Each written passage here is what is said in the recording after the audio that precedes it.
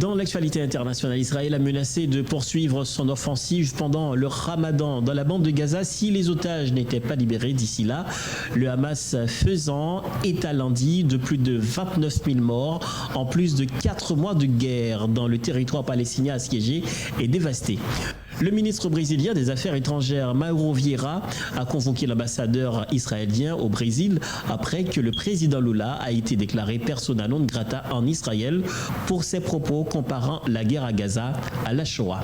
Face à la gravité des déclarations de ce matin du gouvernement israélien, le ministre Mauro Vieira a convoqué l'ambassadeur israélien aujourd'hui à Rio de Janeiro et rappelé pour consultation l'ambassadeur brésilien à Tel Aviv. Federico Meyer, qui partira pour le Brésil demain, indique un communiqué du ministère des Affaires étrangères brésilien. 15 des 20 candidats retenus en janvier pour l'élection présidentielle sénégalaise réclament que l'élection ait lieu au plus tard le 2 avril, date de la fin officielle du mandat de Macky Sall. Les Sénégalais qui devraient voter dimanche 25 février ignorent quand ils se rendront aux urnes. Ils sont suspendus à une séquence inédite depuis l'indépendance. Le président sortant Macky Sall a décrété le report de l'élection tandis que le Conseil constitutionnel a invalidé sa décision.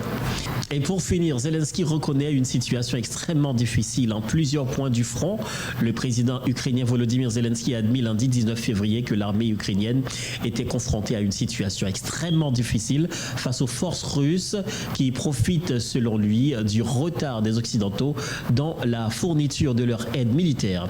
La situation est extrêmement difficile en plusieurs points de la ligne de front où les troupes russes ont concentré un maximum de réserves.